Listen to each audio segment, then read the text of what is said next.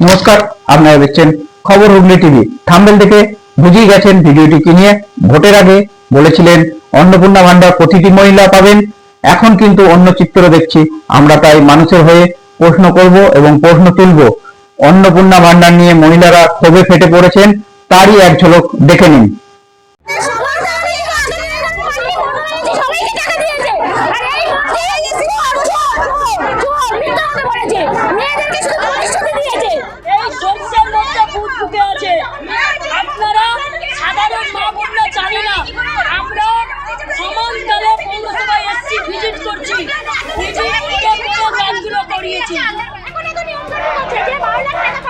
সরকারি চাকরি পাবে, যে ছাড়টালাই বাড়ি, যার 4 চাকা গাড়ি, আমার না আছে 4 চাকা গাড়ি, না আমার ছাড়টালাই বাড়ি, না আমার সরকারি চাকরি।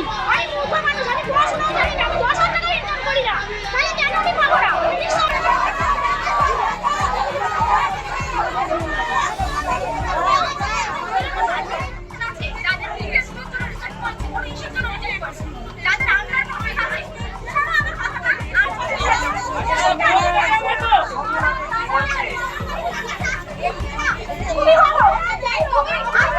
আজকে দিদিরা সরকারকে যে বদনামটা করছে, উনারা জানে না বলে কি বলছে।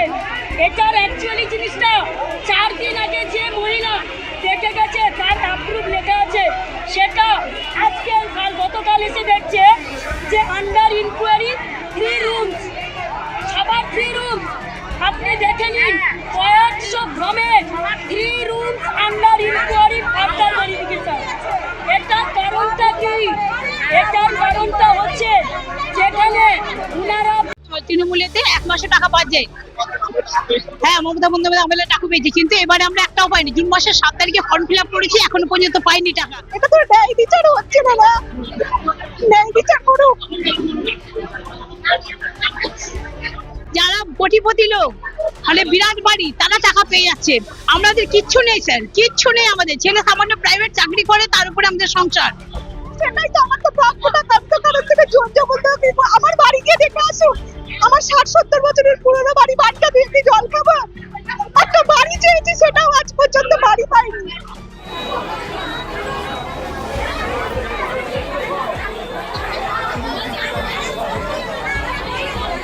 আস্থা হারিয়ে ফেলছি। কোথায়? 3 মাস হয়ে গেল, June July August September July 3 মাস হয়ে গেল। আজকে পাবেন, কাল পাবেন, কোনো টাকা দেয়নি। মানে অনলাইনে ফর্ম ফিল আপ হয়েছে আমাদের। 3 মাস এলো, তারই মধ্যে এরকম ভাবে আস্থা রাখছেন? দাদা একটা ক্যামেরা তুলে দেখুন। ঠিক আছে, সেটা তো কি যে হচ্ছে, আজ পাবেন, কাল পাবেন, আজ পাবেন, কাল পাবেন। কখনো আন্ডার এনকোয়ারি দেখাচ্ছে, যখন চেক করাতে যাচ্ছে ভিডিও অফিসে, কখনো আন্ডার এনকোয়ারি দেখাচ্ছে, কখনো রিজেক্টেড দেখাচ্ছে, কখনো হচ্ছে পাবেন। বুঝতেই পারছি না, বিচার হচ্ছে না, ন্যায় বিচার করুক। ন্যায় বিচার হচ্ছে না, এ তো জোর জবরদস্তি। আমার 3টে ঘর নয়, আমার জোর জবরদস্তি লিখলো। সেটাই তো, আমার তো প্রাপ্যটা কারণ থেকে জোর জবরদস্তি।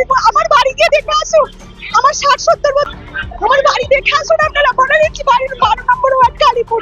ছাদ দিয়ে জল পড়ছে, এমন ঘরে অবস্থা।